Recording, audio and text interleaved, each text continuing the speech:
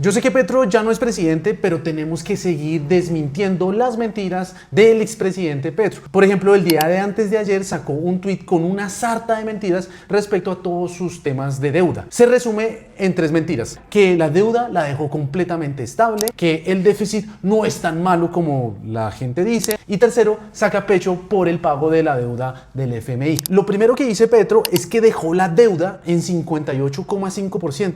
Pero la realidad es que lo que toca ver es la deuda bruta, y el 58,5% que el presidente está hablando es la deuda neta. Y la deuda bruta es del 64,4% del PIB. Es el nivel más alto de deuda que hemos tenido nosotros los colombianos, a excepción del año de la pandemia en el que llegó a 65%. Pero Gustavo Petro trata de engañar a sus electores y a las personas que lo siguen hablando de la deuda neta, cuando siempre, toda la vida, nosotros los colombianos hemos hablado de deuda bruta, y siempre que hacemos comparaciones con otros países se tiene que hablar de deuda bruta. ¿Y por qué? ¿Cuál es la diferencia entre deuda neta y deuda bruta? Que la deuda neta es todo lo que debemos menos los activos y otras transferencias contables que tiene el gobierno. Pero hagamos un ejemplo. Digamos que usted le preguntan cuánto usted le debe al banco. Usted debe una tarjeta de crédito de 10 millones de pesos y tiene, qué sé yo, un CDT de 5 millones. Usted nunca va a decir que entonces tiene una deuda de solo 5 millones.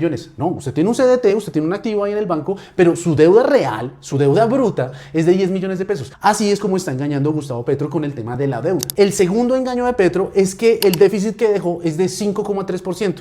Nada alarmante si sabemos que en 2022 ese fue el mismo nivel. ¿Cuál es el problema? Que es una total mentira, porque en realidad el déficit para 2025 fue de 6,7% y se proyecta que para 2026 este déficit va a ser del 7,4%. Es decir, el nivel más alto del déficit, a excepción otra vez del año de la pandemia en el que tuvimos un déficit del 7,8%. Lo cual esto nos lleva a que muy probablemente para 2026, para finales de 2026, vayamos a tener un déficit primario de 4,6%. Es el nivel más alto de déficit primario que hemos tenido en los últimos 40 años de Colombia. ¿Y esto qué significa? ¿Por qué es tan grave? Esto quiere decir que nosotros estamos gastando mucho más de lo que nos llega, incluso antes de pagar nuestras deudas crediticias. Es decir, tenemos que seguir endeudándonos más, nos obligan a endeudarnos más porque no estamos ni siquiera recaudando lo suficiente para pagar ya nuestras obligaciones de deuda. Es como, por ejemplo, que usted tenga que sacar una segunda tarjeta de crédito para pagar su primera tarjeta de crédito. Y tercero, y lo que es más absurdo de estos engaños de Gustavo Petro,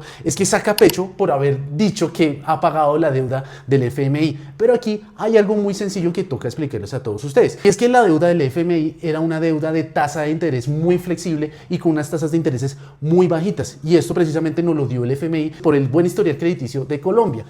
Y lo que hizo Gustavo Petro, sí, fue pagar la deuda del FMI porque tocaba pagarla en el 2025, pero mientras hacía eso, que era una obligación, lo que hizo fue endeudarse a lo loco con tasas del 13 e incluso del 14%. Dejamos de pagar tasas de interés del 2, del 3% para endeudarnos con tasas del 13 y el 14%.